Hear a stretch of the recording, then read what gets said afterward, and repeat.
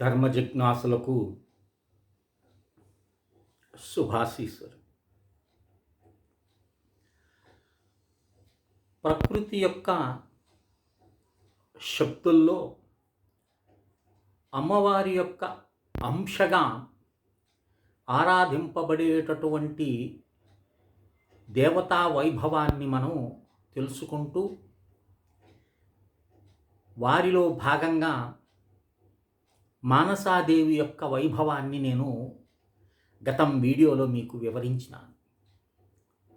మనోధైర్యాన్ని ఇచ్చేటటువంటిది, మానసిక సమస్యలను దూరం చేసేటటువంటి ఉత్కృష్టమైనటువంటి ఆరాధన మానసాదేవిది అని నేను తెలియజేయటం జరిగింది.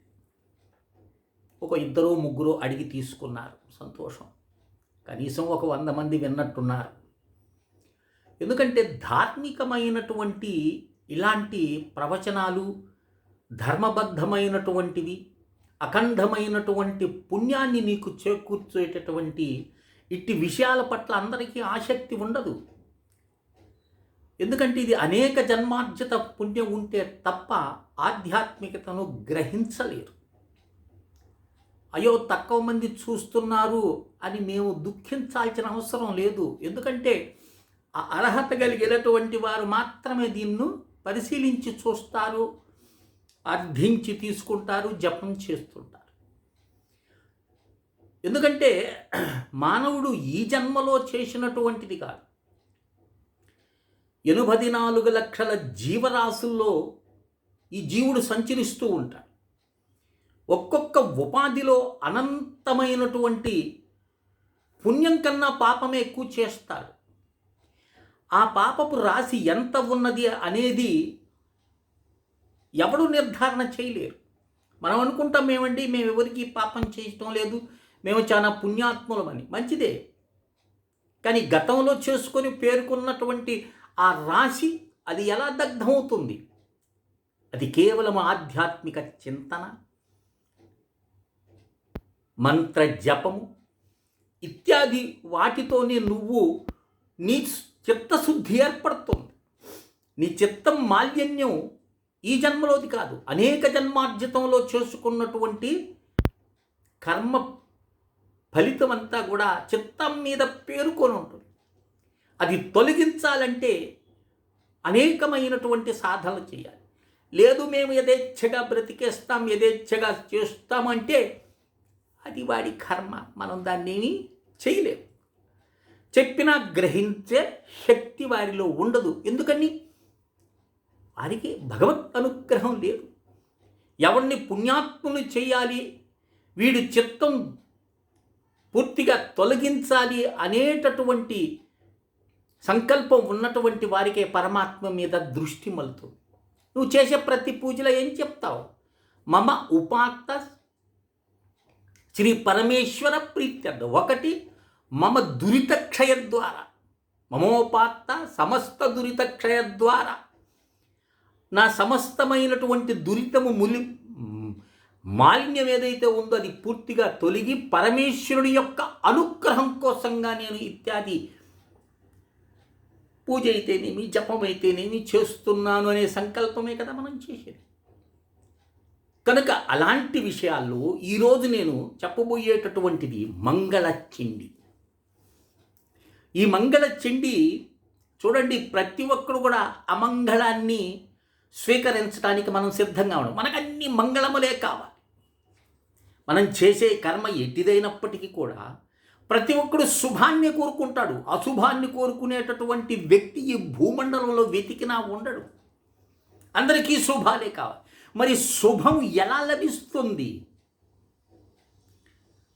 శుభాన్ని వాంఛిస్తున్నామంటే మరి ఆ శుభం ఎక్కడి నుంచి వస్తుంది?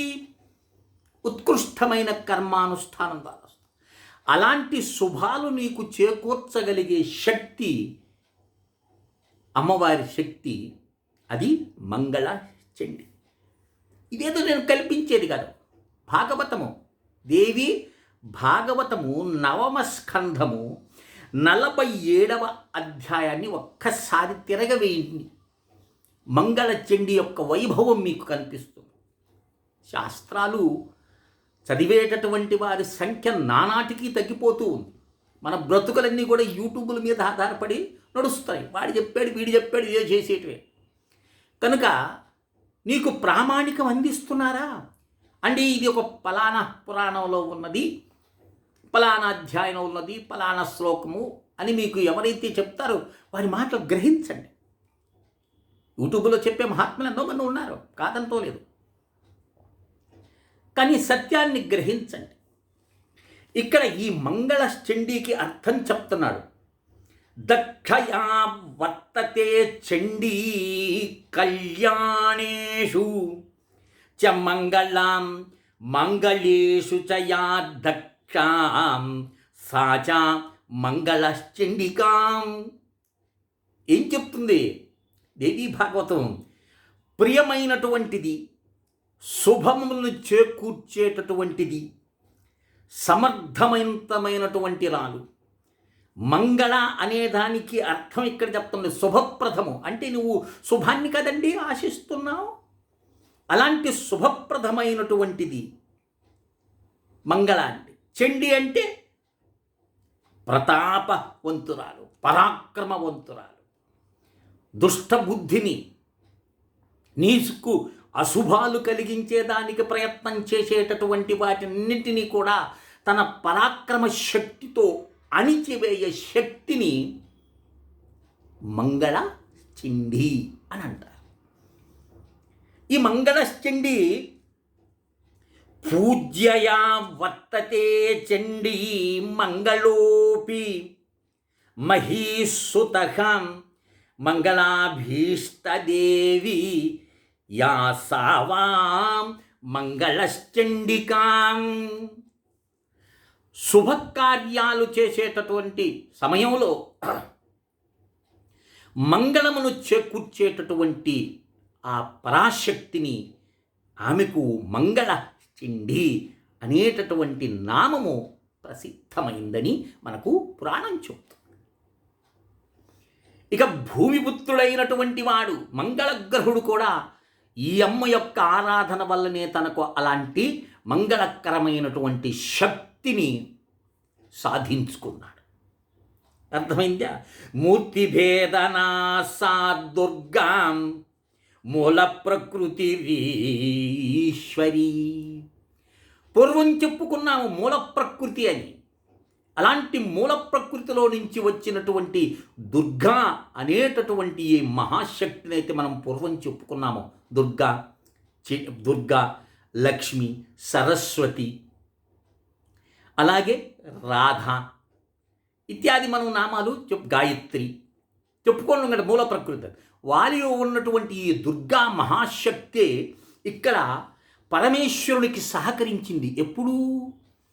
త్రిపుర సంహారం చేసేటప్పుడు ఆ పరమేశ్వరునికి తోడుగా నిలిచి ఆ రాక్షస సంహారాన్ని ఆమె చేపించింది పరమశివుడి చేత. అది మంగళప్రదమైనటువంటి కార్యం. అలాంటి మంగళ చండీని ఆరాధించటం అంటే చూడండి, ప్రతి ఒక్కరూ కూడా అమంగళాన్ని గ్రహించరు, మంగళమే కావాలి. కనుక మంగళాన్ని కోరుకునేటటువంటి వాడు అనేకమైనటువంటి కార్యక్రమాలు మనం చేస్తూ ఉంటాం. దాంట్లో మంగళప్రదమైనటువంటిది ఈ దేవిని ఆరాధించి నువ్వు చేసేటటువంటి ఏ ప్రతి పని అయినా సరే అది మంగళకరంగా నీకు శుభాన్ని చేకూరుస్తుంది. కనీసము ఒక్క మంగళవారం అంటే ప్రతి మంగళవారం వారానికి ఒక్కసారండి ఆ తల్లికి నమస్కారం చేసుకొని ఆ అమ్మ యొక్క అద్భుతమైనటువంటి మంగళ చండీ స్తవం అనేటటువంటిది మనకు పురాణంలో కనిపిస్తుంది. అది మనకు 47వ అధ్యాయము శ్రీదేవి భాగవతము 9వ స్కంధము 47వ అధ్యాయంలో 26వ శ్లోకం నుండి 37వ శ్లోకం వరకు అమ్మవారి యొక్క స్తవం ఉంది. అద్భుతమైనటువంటి స్తవం అది. ఆ స్తవాన్ని నువ్వు నిత్యం పారాయణం చేసినావు అనుకో, లేదు కనీసము మంగళవారం పూటైన ఉదయము సాయంత్రము సంధ్యా సమయాల్లో ఆ అమ్మని ఆ యొక్క స్తవంతో 12 శ్లోకాల స్తవంతో అమ్మను కీర్తించేవనుకో, నీకు అన్ని శుభాలే కలుగుతాయి. నీ జీవితంలో అమంగళం అనేటటువంటిదే లేకుండా చేస్తుంది. అంత శక్తి అండి. మనం నమ్మము. ఎందుకంటే మంత్రం అనగా నేను పూర్వం చెప్పాను, అవ్యక్త స్వరూపంలో ఉండేటటువంటి ఆ దేవత యొక్క శబ్ద స్వరూపమే మంత్రం అన్నా. ఆ మంత్రాన్ని అనుష్ఠానం చేస్తున్నప్పుడు ఆ మంత్రంలో ఉండేటటువంటి శక్తి నిన్ను రక్షిస్తుంది. అర్థం కాదు మనకి ఎన్ని చెప్పినా. మనం ఏం చేస్తాం, మంత్రం చెంగానే నాలో ఏదో దివ్యత్వం వచ్చేయాలి, ఏదో దాన్ని మనం ఊహిస్తూ ఉంటాం. నీ ఊహ సరైందనుకోండి, నీ ఊహ ప్రకారంగా నువ్వు తీర్చిదిద్దుకోవాలనుకున్నావు అనుకో, అది సాధ్యమే. కానీ చేయమే. మన రోజు మన సాధనంతా 1 గంట, ఒక 15 నిమిషాలు. తర్వాత మనం యథేచ్ఛగా ఈ మాయా ప్రపంచంలో మనం చిక్కుకోబోతాం. మనం ప్రతిదీ కొట్టిపారేయటం నేర్చుకున్నాం. అదేమి లేదండి, వారు ఏదో చెప్తుంటారు, ఎన్ని పిచ్చి, ఇవన్నీ అయ్యే పనులు కాదు అనేటటువంటి నిర్ధారణ స్థితికి వచ్చేసినాం మనం.